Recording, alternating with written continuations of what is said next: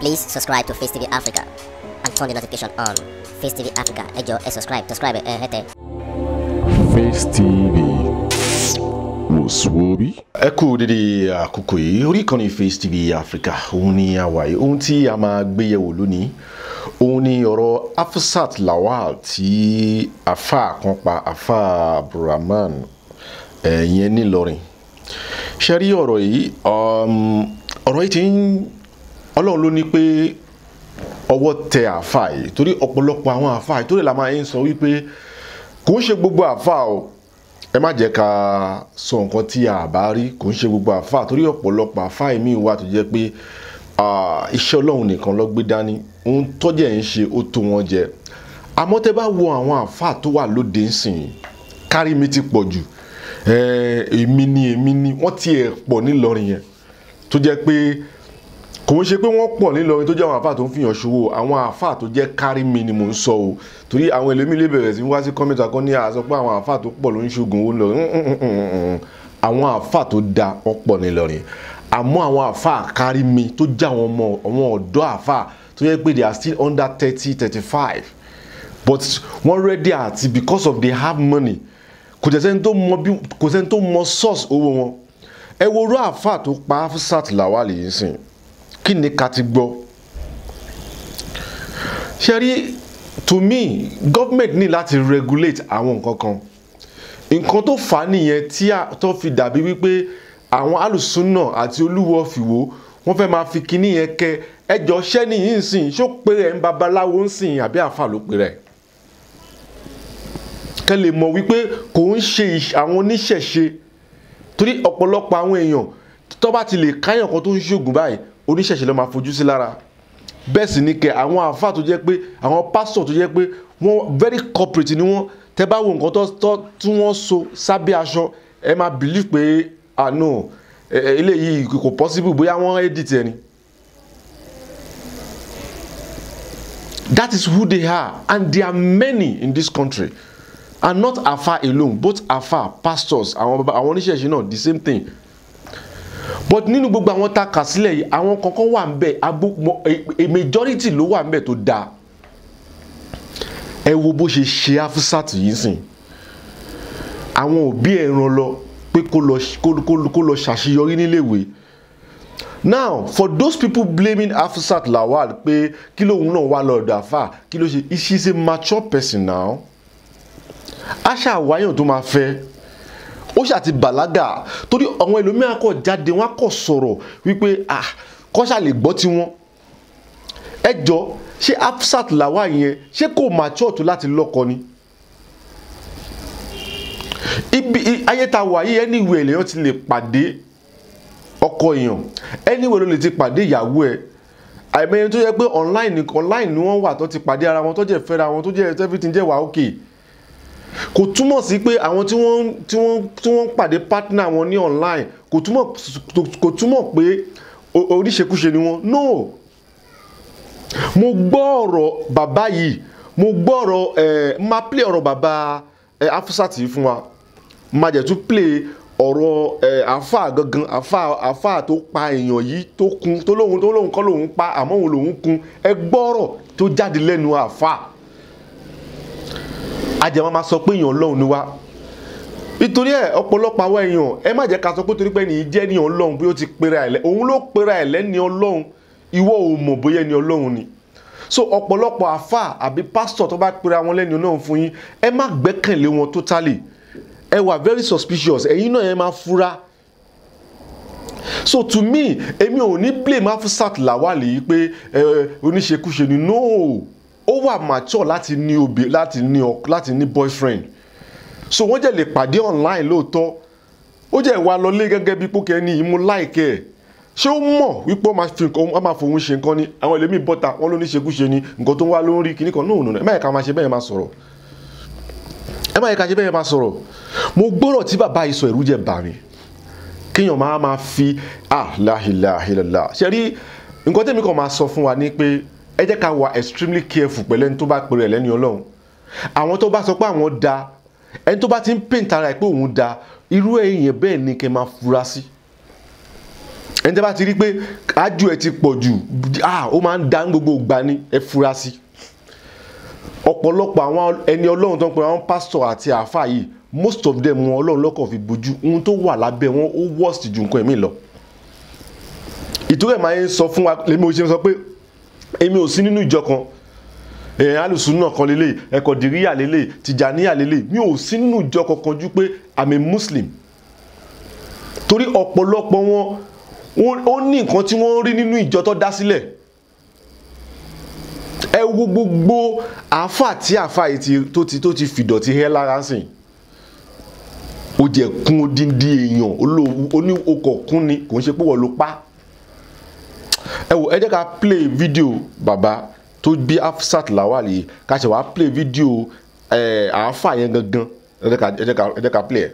Àwọn remaining parts kan la kàn rí, and àwọn police take picture pẹ̀lú àwọn evidences tí wọ́n rí. Fóònù ẹ̀ méjèèjì ó wà ńbẹ̀, bàtà ẹ̀ ó wà ńbẹ̀. Mo dá pé kíní lélè tọmọ mi gan tọ́ níbi ọwọ́ tí wọ́n rí, lélè yẹn náà ló sì wà ńbẹ̀. So they took his picture with the evidences.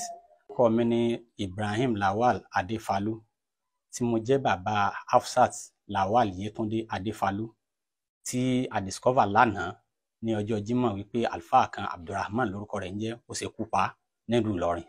Ní ọjọ́ Monday a ṣe ìkómọ kan ní ìta wa níbí, ó jẹ́ àwọn neighbor wa ni wọ́n ń kó mọ. So ìyá ọmọ yẹn dẹ̀ jẹ́ ọ̀rẹ́ ọmọ ti tèmi Hafsat yìí. So bí ọmọ mi ṣe darí ibi tí ó ti ń manage ní private school tó ti ń manage, ó dẹ̀ ti sọ fún mi pé àwọn ní ìkómọ yẹn bí 6 days ago before the date. So ó ní àwọn lọ síbi ìkómọ. Lákọ̀ọ́kọ́ wọn lọ bá ọmọbìnrin yẹn dáná, later wọn padà wálé, ó wá múra, ó dẹ̀ wá sí ìta níbi tí wọ́n ti ń ṣe ayẹyẹ ìkómọ náà. Ṣùgbọ́n tó tó bí wákàtí méjì lẹ́yìn ìgbà tí ó wá síta níbi 2:30, ìgbà tí ń tó bí wákàtí méjì bí 4:30, màmá ẹ̀ ń láti wá sí àárín agboolé wa níbí, ó fẹ́ kí ó mọ nǹkan tí ọmọ tiẹ̀ náà bímọ. Wọ́n wá ní ìyá yẹn wà pẹ̀lú ìyàkọ ọmọ tí ó ń kó mọ ní ìta ń bí. So wá ní kóun wá wò níbẹ̀ kóun kì í. Bó ṣe débẹ̀ ó rí pé nínú àwọn àwùjọ àwọn ọ̀rẹ́ wọn tí wọ́n jọ wà níbi ìkómọ yẹn, ọmọ ti tèmi ò sí ní àárín wọn mọ́. So ọmọ ti tèmi ò sí ní àárín wọn mọ́. Ìgbà tó di pé ó rí pọ́mọ yẹn ò sí láàárín wọn mọ́, ó béèrè ẹ̀ lọ́wọ́ àwọn yòókù ẹ̀ pé ibo ni Yétúndé wà. Wọ́n ní nísìn náà ni ó gba kọ́ọ̀lù tó dìde pé òun fẹ́ débì kan yìí, kọ́dà oúnjẹ tí wọ́n sáàvù ẹ̀ kò lè jókòó jẹ, ó ṣàn ṣe wéréwéré ló fi dìde lọ. Ìyá ẹ̀ wá dé inú ilé, ó sá sọ fún mi pé ọmọ yìí pé òun ò bá níta láàárín àwọn ìyókù ẹ̀, kí ló ṣẹlẹ̀ mọ́ ni, ibo ló lè lọ tí ò dágbére fún wa, kò síbi tó máa ń lọ tí ò kì í dágbére fún wa. So ó ṣe di pé mo ṣáà try nọ́mbà rẹ̀ nìyẹn. Mo rò pé ọ̀rọ̀ ìdìde rẹ̀ ní bí ó ti tó bí between 20 and 30 minutes. So mo ṣáà try nọ́mbà ẹ̀ dẹ̀ ring. Mo suspect pé by nǹkan tó ṣẹlẹ̀ lánàá, mo rò pé ọmọkùnrin yẹn náà ni ò jẹ́ kó gbé call, àbí kó já sí pé ó ti ṣe é ní sùtá, kó já sí pé bóyá fóònù yẹn ring, so kò rí gbé lọ́dọ̀ ẹ̀. Bá ní mo ṣáà ń bínú pé báwo ni ọmọ ṣe tún lè má gbé call mi, kì í sábà ṣe bẹ́ẹ̀. Tí n bá pè ó máa gbé call mi lọ́wọ́ kan ni, tó bá dẹ̀ rí call mi tí ò bá rí gbé á pè mí padà, tí ò bá lówó lórí ẹ̀ á flash, mi rí flashing títí mo ní ó dé ok, tó bá dé ó máa wá bá mi. So ìgbà tó di bí 6:30 to 7 ni màmí ẹ̀ tó rán mi létí pé kí ni nǹkan tó ń ṣẹlẹ̀, àmọ́ rí ọmọ yìí. Mo ní báwo ló ṣe wá jẹ́, bá tuntun nọ́mbà ẹ̀ mú, mo tuntun dial. Ìgbà tí màá fi dial ní around that 7, ó di pé fóònù ẹ̀ ti wà switch off. So bá a ṣe rí kọ́ọ̀lù ẹ̀ pè mọ́ nìyẹn. A sàn wọ́ndà pé ọmọ tó yẹ pé òun àti ìyá ẹ̀ wọ́n ṣàwàdà nílé kó tó di pé ó jáde nísìn, kí nìkan tó wá lè ṣẹlẹ̀, kò báwọn àbúrò ẹ̀jà kálá bá wí ni, kò ṣe àwa náà ká ní ìbáwí ló ń sá fún. Ok, ẹja ní sùúrù, bọ́yọ̀ kan náà àwọn ọ̀dọ̀ àwọn sísà mi ni ó lọ, àwọn tí wọ́n wà nílọrin. So mo ṣáà ní sùúrù pé màá rí kọ́ọ̀lù tó náà mi rí, wọ́n láti pè wọ́n, hello, kí nìkan tí ń ṣẹlẹ̀, yìí rí Yétúndé ní ilé wọn ni, níbo ló lè wá lọ. So bí kálukú náà ṣe bẹ̀rẹ̀ sí bá wà ní ládùúgbò nìyẹn. Kódà ọmọkùnrin tí ó ń fẹ́ tó dàbí àfẹ́sọ́nà ẹ̀ tó sọ fún wa pé tó ń fẹ́ nìyí, a ti sọ fún un pé kó sọ fún ọmọ náà kó yọjú sí wa ńlé, léyìí tó fi hàn wáyé pé ní àti kì í ṣe pé kò sí mọ́fẹ́ lágbájá àbí fẹ́ lágbájá ń bẹ̀ tá a lè ní náà ló lè kú nílé. So gbogbo àná àti bọ́ọ̀ náà, ọmọ àdúgbò náà ni bọ́ọ̀ náà, Lukman by name, gbogbo àná àjọ ń ṣe alamí ẹ̀ káàkiri lálẹ́ ọjọ́ yẹn.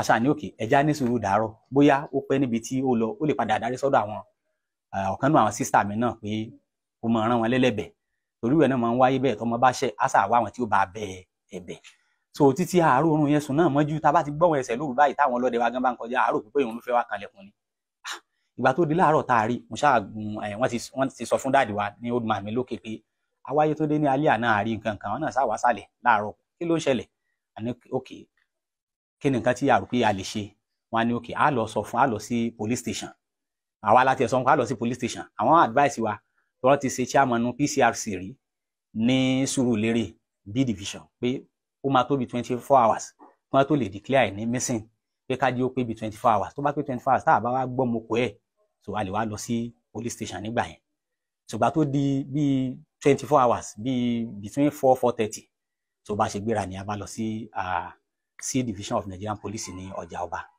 so àdẹ̀bá the woman on the counter a sọ fún ẹ pé nǹkan tí ó ṣẹlẹ̀ rí pé a fẹ́ report to missing girl wọ́n wá ní ó ti tó gbà wá ní báyìí ó ti pé bí 24 hours wọ́n á ní òkè àwọn náà wọ́n advice wa pé ká ṣe tracking so tracking tá a wá ṣe yẹn òun ló bí bó ṣe di ó sọ fún wa tọ̀ àmọ́ nǹkan tá a lè ṣe á sàmọ́ pé Ọlọ́run bẹ ìjọba náà dẹ̀ wà so èrò wa òun náà ní pé bí a ṣe máa rí ìdájọ́ òdodo gbà kíjọba bá ṣe gbogbo tí wọ́n bá lè ṣe within their capacity láti rí i pé a get judgement lórí ọ̀rọ̀ ikú ọmọ wa yìí Hafsat.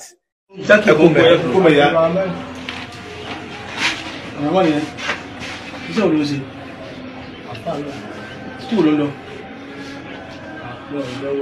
Skúl lọ́wọ́. Wá skúl. Àwọn pẹ́rẹ́ǹtì nǹkan náà wà. Nígbà yẹn mo ní wọ́n ń gbé. Ń gbé. Bẹ̀rẹ̀ rẹ́ǹtì náà bí wọ́n yí pàdé rẹ́ǹtì. Wọ́n náà pẹ́rẹ́ǹtì bàkọ́ wọn lọ gbé lẹ́rí tó ìgbé wọn ní sukẹ́lẹ̀. Lẹ́rí tó ìgbàkọ́ wọn gbé bẹ̀rẹ̀ kí ló fẹsẹ̀ ó jà pàdé wọn lẹ́nu tó ò gbọ́n sukùl. Wọ́n máa rí wọn gbé bẹ̀rẹ̀ ní wọ́n nìkan. Ayé dà kílẹ̀ kọ́ rẹ̀. Kílẹ̀ kọ́ rẹ̀. Kílẹ̀ kọ́ rẹ̀. Hafsa. Kílẹ̀ kọ́ rẹ̀ kọ́ ní gẹ́fẹ̀ rẹ̀. Bọ́lá sí mọ́.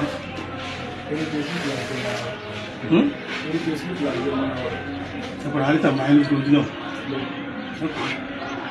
Nossa. Não chama. Não, não pensa aí. É, mas o ìjọ ẹ̀ ó láwọn ṣe ẹgbẹ́ kọ̀ọ̀kan àwọn ọ̀rẹ́ ọ̀hún ṣe nínú so táìmù tó dámẹ́ fún ọmọ tẹ́lẹ̀ so ó ṣàpadà débi tí òkòtò àjọ àtìníwá ọ̀hún sí ọ̀sán wá lè kúrò ní skul so ó ṣàpadà débi after tí òkòtò wá sọ́dọ̀ rẹ̀. Please subscribe to Face TV Africa and turn the notification on. Face TV Africa, ẹ jọ̀ọ́ ẹ subscribe hete. Face TV was Swoby.